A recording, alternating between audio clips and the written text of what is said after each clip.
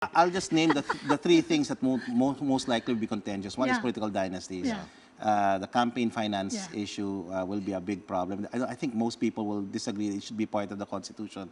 I And think the it should time be clock. there should be a separate law for it. Yeah. But it being mentioned is important for me also. No? Third would be the issue on Turncoat. turncoatism.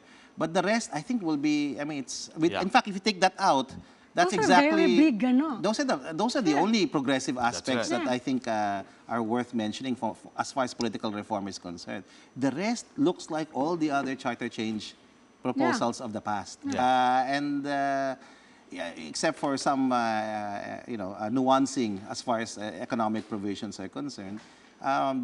Most likely, opening up, liberalizing the economy by taking out, making less strict the economic provisions. Yeah. That's going to pass. Okay. Most likely, the issues with regards to political parties, making them important. Why? Because the argument of some congressmen that I've talked to, and there's literature that they're also citing, specifically a speaker, is that maybe it's hard to legislate political dynasties, but one way to kill political dynasties is to make political parties strong. Stronger. Yeah. You don't have an anti-dynasty provision, according to Speaker Cayetano, in the United States. You had the Kennedy for a long time in Massachusetts. But the thing is, it has never been the focus, Kennedy the family, but Kennedy the member of the party. Democratic Party. So from his point of view, you strengthen political parties, you take away, that's one way to kill dynasties. You make them less the alternative. But you're looking at a country that's been there for what, 200, 300 years already? Would we have to wait that long as No, well? I don't think, but as Ed was saying, you start not with people, but with strengthening institutions. Right now, the institution we have hardly exists in its most functional version. I'm talking about political parties. Yes. Now, so at one level, if you strengthen that, okay, you provide funds for it, party development fund, Yes. diba? Maybe that's a big thing. Maybe the cap may be a problem, but the party development fund definitely a lot of people Open-sourced. open yan. And then you include changes, let's say, in the party list law that Ed was talking about, no? Concurrent with these amendments, I think you have a chance at making the first steps towards institutional reform. And that, by the way, would be acceptable to most congressmen. Maybe they'll limit, they won't go for for political dynasties, but they'll certainly go for party list, for strengthening the political parties. Hindi nga. Well, the contentious provisions are certainly the more, well, at least for us, Yeah, I think the more Difficult.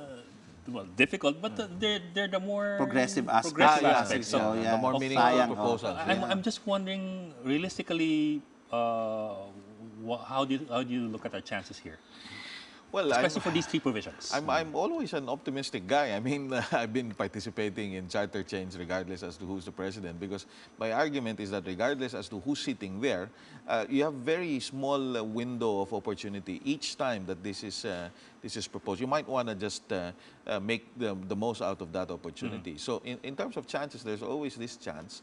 And as I've said, all the possible options have already been weighed by many of those pushing for these changes. Now, either one of these modes happen, and hopefully with these meaningful changes, and then we're good.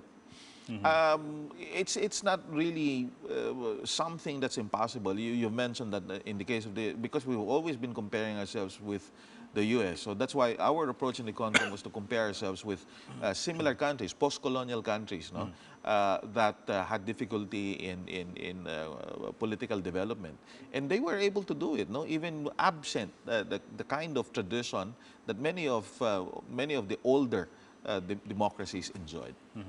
So if we do the political dynasty provision, that would be okay, just so long as we have strong we get party, the yeah. political That's party right. reform provisions in. Yeah, I mean, It would have been more yeah, effective yeah. with electoral reform sana. Yes, yeah. Pero hindi na nilagay yan dyan kasi may mga party list tayo, aangal yan, marami sila. So, Pero sana, importante yun, if you want to reform your political parties, it's a function of your electoral That's system. So right. you have to have concurrent changes That's in both. right. And maybe they don't have to do it through charter change, no? You can do it separately through a political party modernization act, to an election Which we've also tried, reform act, no? Which hopefully sana individual congressmen, senators can propose while we're talking about these big charter change amendments. Yeah. Kasi you have to, Ed was right, no? These are not just simple changes in language, they're changes in institutions. They require more detail and institutional design for them to actually be operationalized. So this is the thing. Kung bibigyan lang siya ng panahon lalo na the party list congressmen, I mean, if you change the mechanism there into a proportional system of representation, it will be to their advantage because they know already how to run a kind of campaign that is very similar, if not the same, as the proportional system of representation.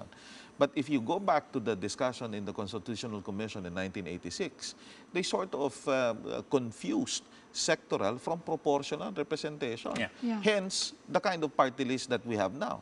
Can you imagine? Wala namang sector. You can't find. Advocacy lang. You cannot define the sector. You can't define the sector.